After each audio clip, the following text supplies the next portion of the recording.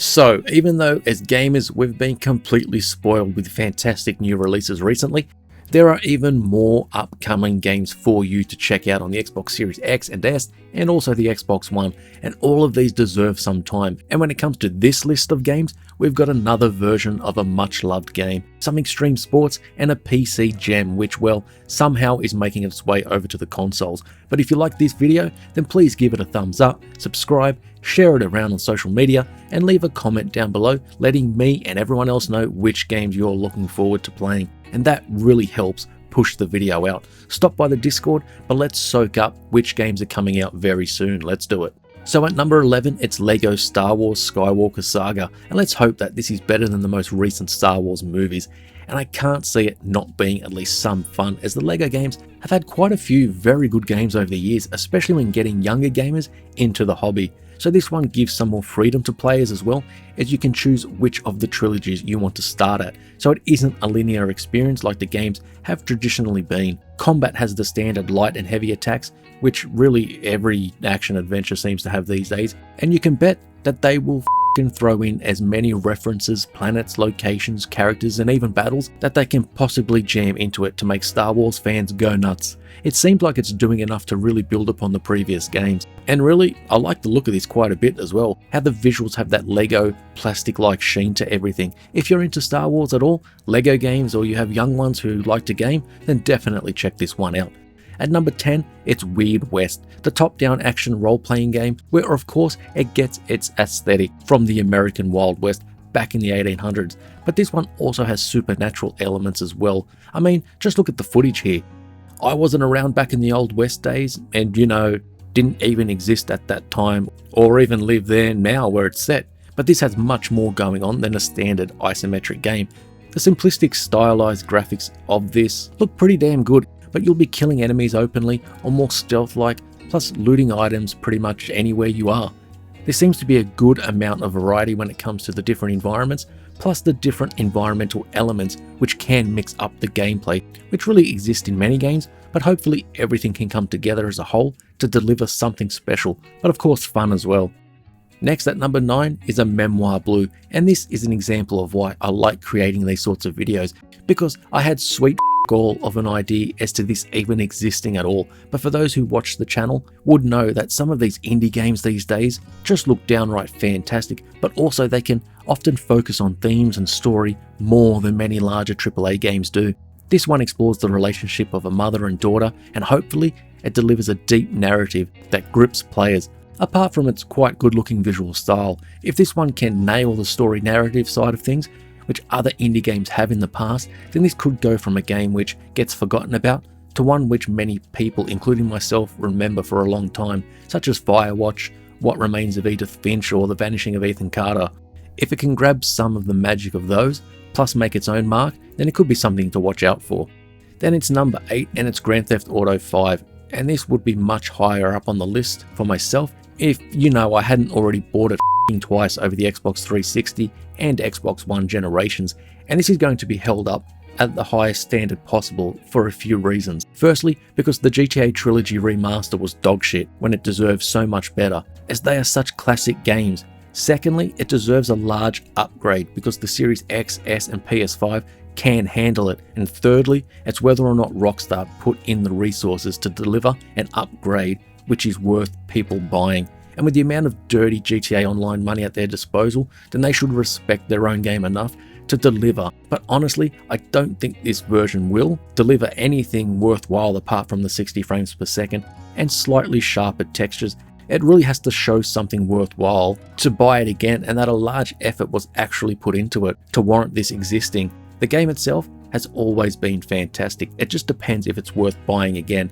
Coming in at number 7, we have Tunic, another indie game with its own kind of unique visual and art style, and it seems that there's so many indie games that come out these days, and they're of such good quality that we need to pay attention to them.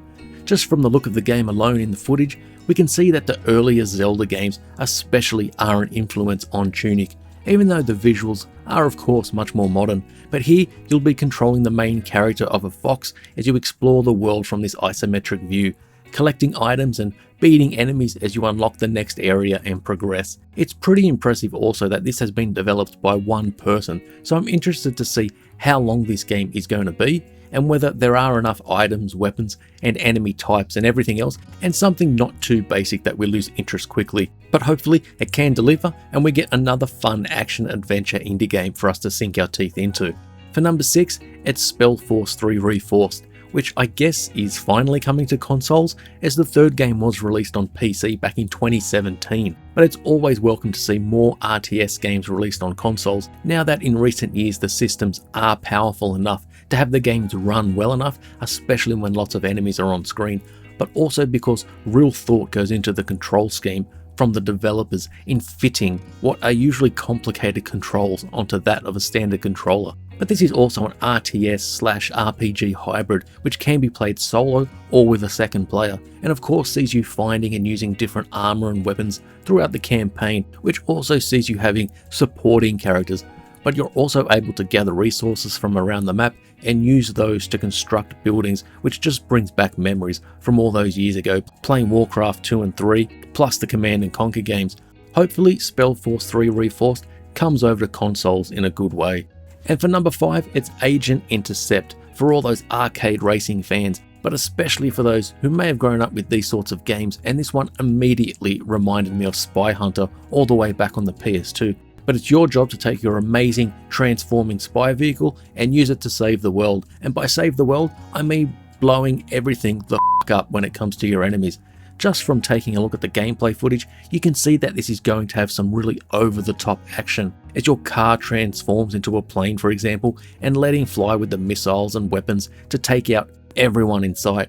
Add onto that the different colourful location, and this looks like a highly intense action driving game. This is also available on mobile, so I'm hoping this is a standalone game completely and one not filled with microtransactions. Next at number 4, it's Stranger of Paradise, Final Fantasy Origin, and as someone who isn't the biggest Final Fantasy fan, even I really enjoyed the Final Fantasy VII Remake. This could be something good, especially as it seems more action oriented, which is what I prefer over turn-based battles. This one is a retelling of the original Final Fantasy game from the NES days. You play as Jack, and you also have some companions to accompany you on this action-adventure ride, which sees you using melee combat and magical attacks. Stranger of Paradise has a darker tone when compared to other Final Fantasy games, both in its setting, story, and the more violent combat. If this can have an engaging story and a deep enough combat system to make it still fun and engaging over the course of the single-player game, then maybe this could be one of the Final Fantasy games for those who aren't much of a fan of the series. For number 3, it's Shredders, and I can't think of any ways where this can't be fun. I'm just hoping there's enough depth and variety in its gameplay to keep my interest over a number of hours. Visually, it looks good. Each course will be handcrafted to maximize each run, so you get the most speed and pull off the most tricks. And seeing as we are being told it's being made by snowboarding fans, then expectations are high that this hits the heights we want and we get a dedicated, great snowboarding game on Xbox since the days of Amped. You'll be grinding on rails, going off jumps, trying to chain combos together as you unlock more gear, more boards, more riders, and more. And this has the official snowboarding gear of those riders as well, so if you're really into the sport, then this is one game you simply can't pass up. Looking forward to checking this one out.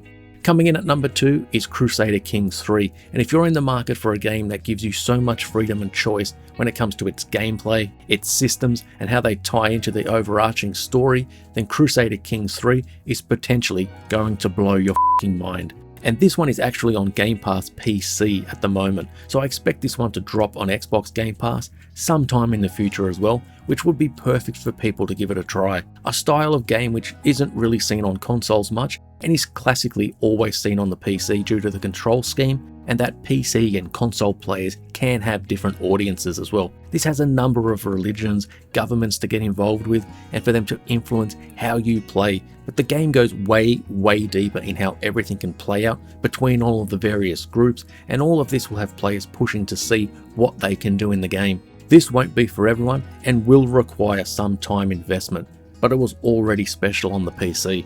And for number 1, it's Tiny Tina's Wonderland. So for anyone who enjoyed the Borderlands games in the past, will no doubt enjoy this one as well, as it follows a similar formula in terms of being a first-person shooter with a bunch of loot and abilities, plus they're always great co-op games as well. But whereas past games had you choose one of several characters, this one lets players completely create their own from scratch, choosing from one of 6 playable classes as they go about killing everything in sight. And this time, apart from firearms, players can also use melee weapons this time around as well. With some more freedom when it comes to creating your character and picking and choosing abilities, there should be enough variety and fun here for even the most worn out of Borderlands players. Add in the signature Borderlands humour, especially when it comes to Tiny Tina, and there's going to be loads of fun to be had here. So there are 10 upcoming games that you should definitely check out, and they really couldn't be more varied, as some of them are just so different from each other. But which games are you looking forward to playing most? Or which games here did you not know about and want to play now? Please let me know down in the comments, as it really helps the video get recommended to others. Share it around, give it a thumbs up, subscribe, and check out the Discord, and I'll see you on the next video.